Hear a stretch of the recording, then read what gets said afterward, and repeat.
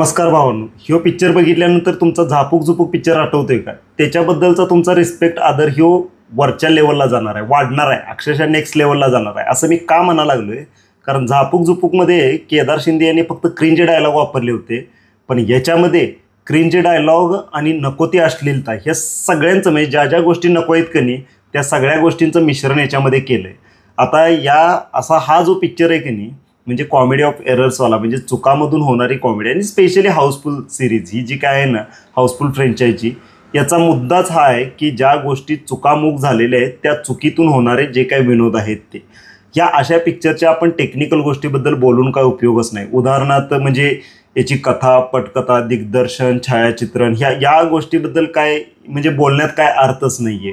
कथा पटकथा काय नाहीच आहे याच्यामध्ये. म्हणजे एकाचं नाव काय आहे, एक मोठा श्रीमंत माणूस आहे आणि तो आपली सगळी संपत्ती एका जॉली नावाच्या माणसांवर लिहून गेलाय, देऊन टाकला. आता तो जॉली नेमका कोण आहे आणि त्याचं ते म्हणजे तिघं अशी येतात जी स्वतःला जॉली म्हणून घेतात आणि ते कसे प्रूव्ह करतात. ही एक साधी सिंपल स्टोरी आहे. बाकी शेवटी कोण ठरतं, एक तडका यांनी त्याच्यामध्ये मारलेला आहे. तो तडकाच फक्त एक शेवटी चांगला वाटतो आपल्याला. ज्यावेळी पिक्चर संपतो आपण बाहेर येतो थिएटरच्या त्यावेळी एकच गोष्ट आपल्याला आवडते आणि ती गोष्ट म्हणजे यातला सुरुवातीचा सीन. चित्रपट सुरू झाल्यानंतरचा जो पहिला सीन आहे ना तो मला उत्कृष्ट वाटला. तो कुठल्या तर म्हणजे एक टॉम क्रूजच्या किंवा अक्षय कुमारच्या खिलाडी कुमारचा पिक्चरचा बघतोय आपण, सस्पेन्स थ्रिलर किंवा एक मर्डर मिस्ट्रीवाला पिक्चर बघतोय की काय असा वाटतोय आणि तोच सीन मला आवडला.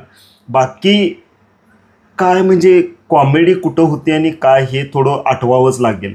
आणि सगळ्यात निगेटिव्ह जे वाटलं की नाही म्हणजे यातल्या महिला कलाकारांना कशासाठी घेतलंय हे याचं उत्तर तुम्हाला की नाही ते पिक्चर बघताना कळेल की विथ फॅमिली असाल की नाही इकडं तिकडं बघावं लागतंय थोडं, हे मात्र आहे.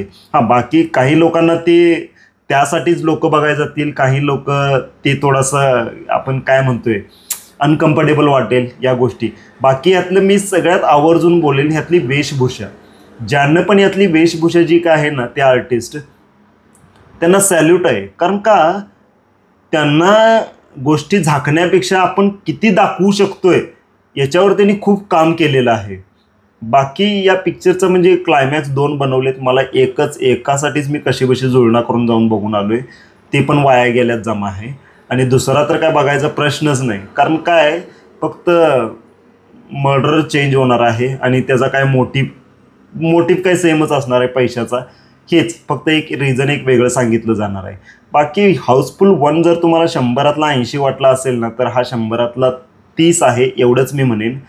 आणि ओजी मुवमेंट थोड्याशा अक्षय कुमारच्या त्या माकडाच्या 1-2-3 सीन आहेत, 1-2 सीन आहे ते तेवढं ठीकठाक आहे.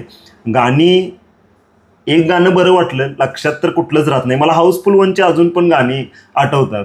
नॉटी नॉटी कैसी रात आही, ओ गर्ल यू आर माइंड, ही गाणी मला अजून आठवतात. पण ह्यो काल बघून आलोय आणि आज मला गाणी आठवत नाही यातली. हे यातल्या म्युझिकचं म्हणजे काय म्हणतोय आपण यातली गुणवत्ता. शेवटी एवढंच सांगेन, पिक्चर नाही बघितला तरी चालेल.